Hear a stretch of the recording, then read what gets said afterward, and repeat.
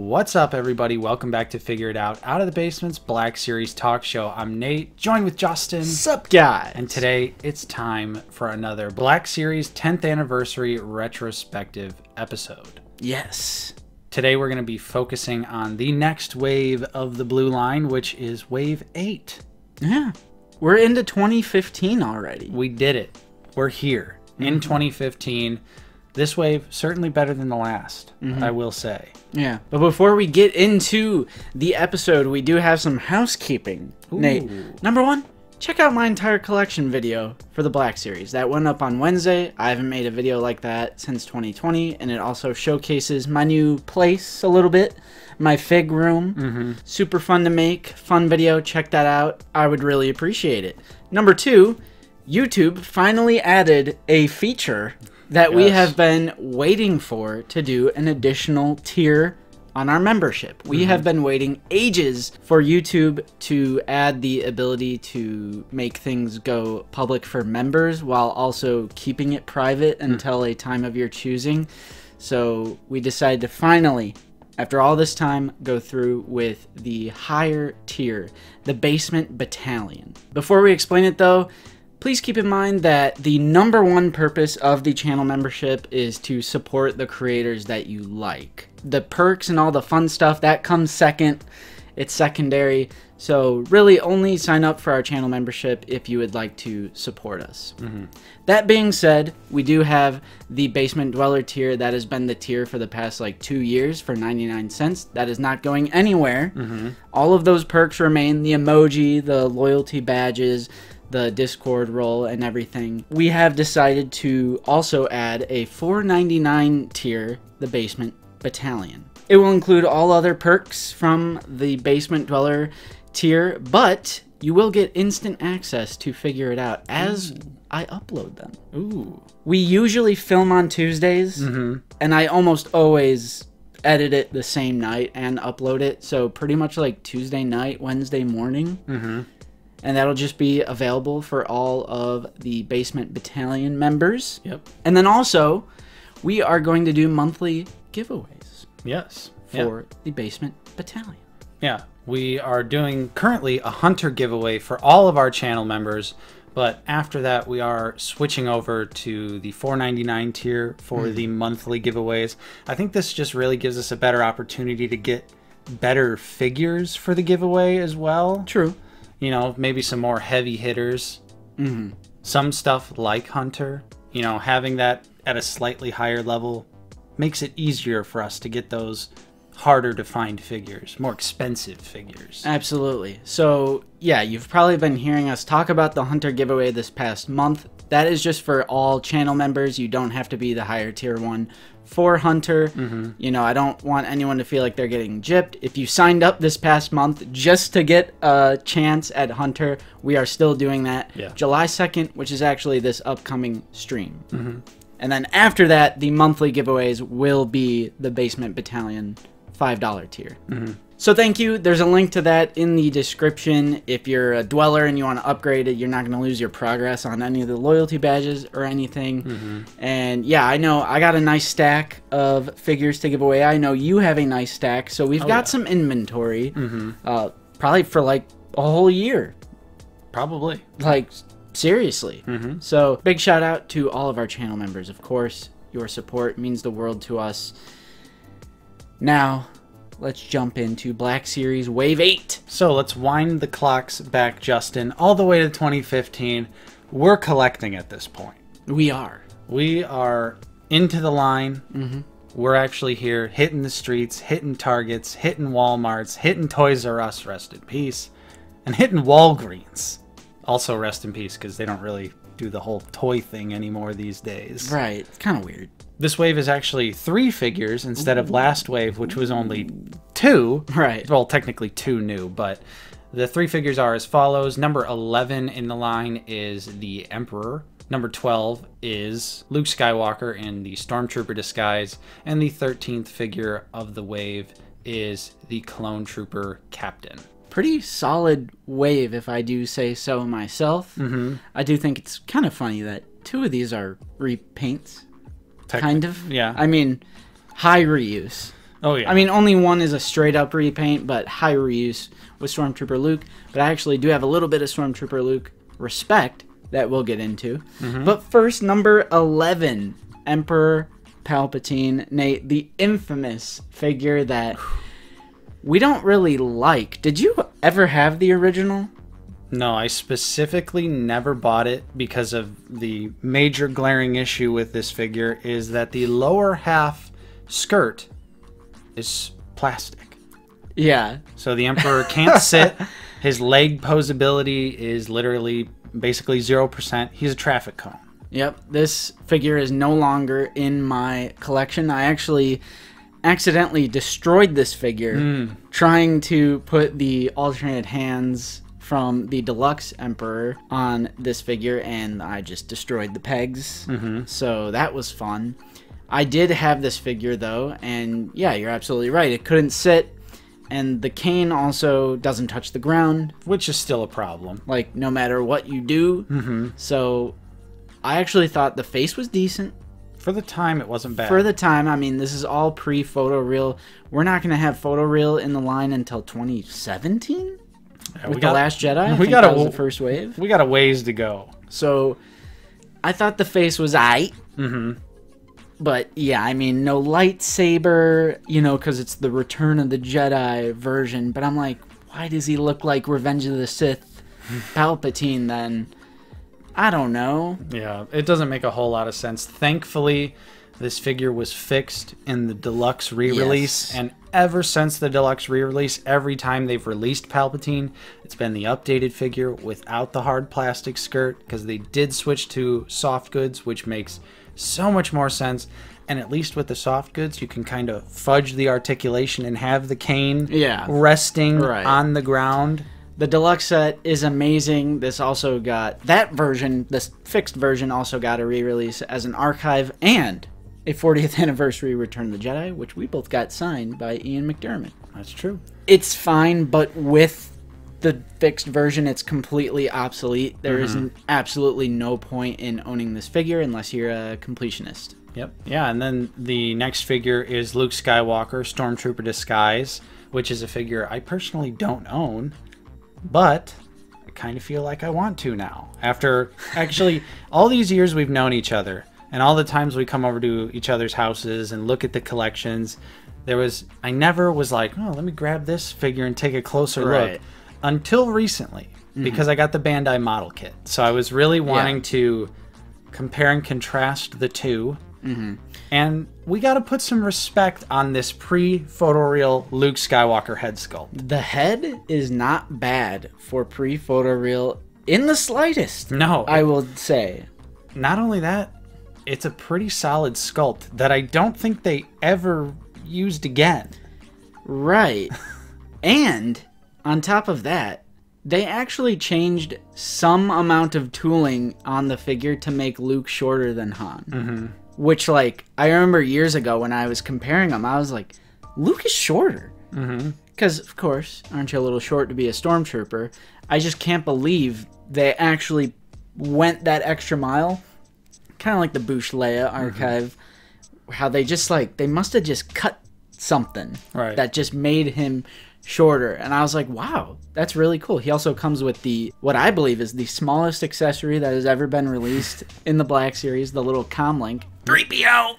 Maybe Grogu's shifter knob when that used to be a separate accessory, but yeah, it's easily one of the smallest, one of the easiest accessories to lose. Especially if you have carpet. Yeah, it's one of those that, you know, if you put it in the hand, you better pray that figure never takes a shelf dive because that thing is going places and you'll never find it ever again. Yeah. I like to keep mine. I just have it clipped right on the storage on the belt. Nice. And I think that keeps it pretty secure. Nice. The helmet this time around does look better than the Han Solo in Stormtrooper Disguise. Han being the previous wave, Wave 7, and then you get Luke here in Wave 8, so that's a pretty nice little duo. This figure has never been re-released, however, it has had a different version of it after he falls into the garbage compactor, goes underwater, so he has like wet hair, slicked back, Target exclusive. Poop Troop Luke, but it's not the same figure, so I wouldn't count that as a re-release. Yeah, I would actually like to see this archived, or better yet, I would just like to see a new version 2020 Stormtrooper body. That's wild that they haven't done 2020 Stormtrooper body Han and Luke. Right, because all they would have to do, I mean, if they really want to be as lazy as everyone claims Hasbro to be, all they have to do is slap some photoreal on those old head sculpts, change the peg hole a little bit so they fit on the new peg, and call it a day. They also released a Clone Trooper repaint. A lot of those in the blue line. This is the Captain, which is the red markings from Attack of the Clones. And I will say it, I think this is the most visually striking out of the ranked clones. Yeah. Just quick recap. Yellow is the commander, blue is the lieutenant, green is the sergeant, then you have the regular white, and then you have this red captain. I think the red really pops on this figure. I really like the red captain. Of course, it has all the same problems all the other figures do. You know, terrible articulation, can barely hold his blaster with both hands, but boy, does it look nice on the shelf. It really does. Those Phase 1 clones on the old body look amazing. I think the old clone body is still the most visually pleasing with just the absolute worst articulation. This one, of course, since it's a Clone Trooper repaint, it's a prequel figure. Of course, this is the most expensive out of the lot. It's worth about $41 today, and that lines up with about what I paid for it, because I was actually really late to the game getting this one. I had to go on eBay, actually. Yeah, I just picked the captain up literally last year. Yeah. That's how long I was. But honestly, it used to be more expensive. Right. I think just with the sheer amount of clones that they've released, maybe the value has come down a little bit. But it's a good release. I love Clone Trooper repaints. I literally can't complain about it. Yeah. And then we do also have one deluxe figure to discuss this time around, and that is Han and the Tauntaun. Yep. This was another case of you and I both getting this at GameStop for incredibly deep clearance, $20, when it retailed originally for $39.99. I sure, it's fine. Yeah. It's one of those where I'm happy to have it, but they, even at the time, totally could have done a better job. Yes. And what I mean by that specifically is the Tauntaun is just not that great. The paint apps are pretty lacking. Weird. It's really light. It feels very hollow. I think that's my main beef with it, is especially compared to the Wampa, which will be in the next wave. We'll discuss that. Compared to the Wampa, it just feels and looks like a toy, which I know it is a toy. Yeah. But the Wampa looks like an adult collectible, and it feels like an adult collectible. The Tauntaun just looks and feels like a cheap, like, play school kind of toy. Yeah, honestly. I was going to say, I remember us lovingly referring to it as the Fisher-Price Tauntaun. Yeah. Because that's just, it's what it feels like. It's what the paint apps look like. The Han is, you know, it's whatever. I think I do like the body more because I'm just kind of more of a blue jacket Han Solo. I know technically it's a brown jacket. Right. The Han did get an archive treatment with the, what it actually is the brown. Like, if you were there and you physically saw it with your eyeballs, but because of the film or the lighting or whatever it was, it just appears blue to us. Which is what it looks like to me. So what I actually did was I took that photoreal Han head and I swapped it off the brown body on to the blue body, and works perfectly. I think I could go either way on it. Yeah. I actually don't have the archive, but I do have this blue version. I mean, like you said, I'm glad to have it, but I think the Wampa is a lot better than the Tauntaun. The Tauntaun and Han set is worth about $80 to $100 today. Easy pass for that price. Yeah, pretty steep, although I really don't see them re-releasing this set, unfortunately. Because they re-released the Wampa. Yeah. But they don't re-release... But the Wampa was Comic-Con exclusive. Wasn't particularly easy to get. It wasn't super hard to get, but... True. Yeah, I don't really see them re-releasing this set. So, honestly, if this is something you really want, then that's the price you're going to have to pay. Although, from our point of view, as two people who've owned it for a very long time, I personally wouldn't be trying to pay more than what we paid for it, $20. And I thought they smelled bad on the outside. Overall, though, I think it's a pretty solid wave. I enjoy all three of these figures until the Emperor got a better version. Yeah. So, pretty good. Yep. Pretty good. We're still going pretty strong. Yeah, pretty solid wave, although, again, not a full wave, just 3 figures. Yeah, and whatever the repacks were, there are repacks in every case in the Black Series, but I will point out, repaint, high reuse figure, there's only one new figure in the wave, which if that was happening today... Oh. Like, you think it's bad now. Right. Which is not bad now. We get significantly more new sculpts, which I will point out in every single episode. Yeah.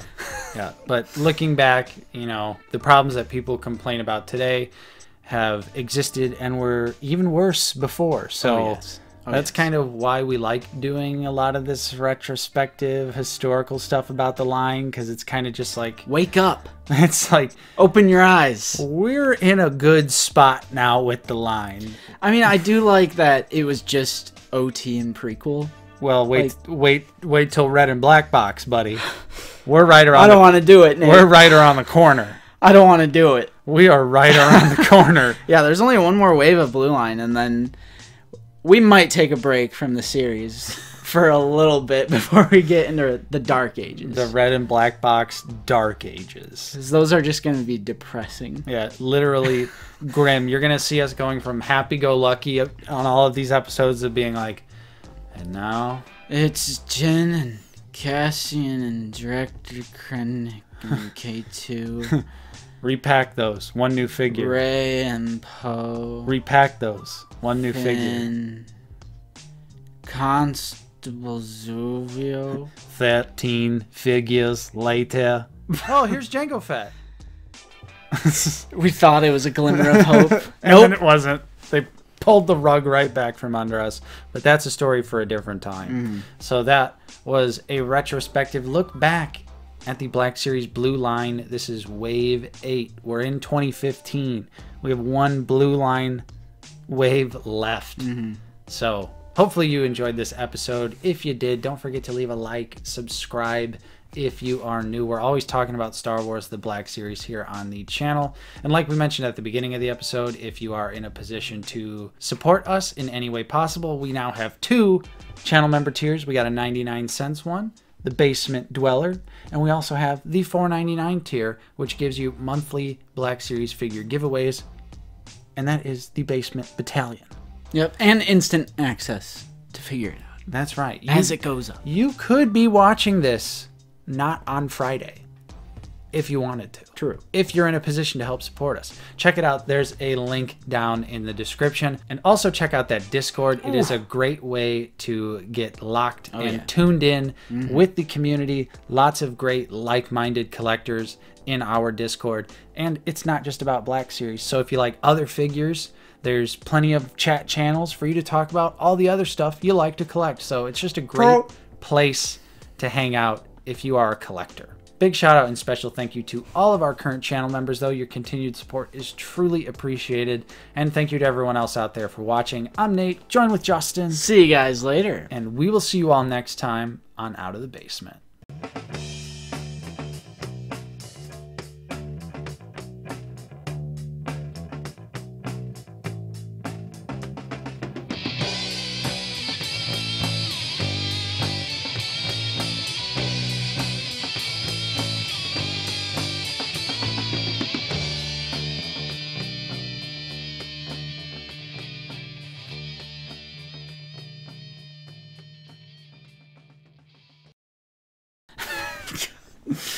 Is that like Lando? Well, let's find out. We're still doing the Hunter giveaway. I don't want to see any comments about the membership. We are still doing it. Nate's drinking. Bro, don't let me get a sip of that.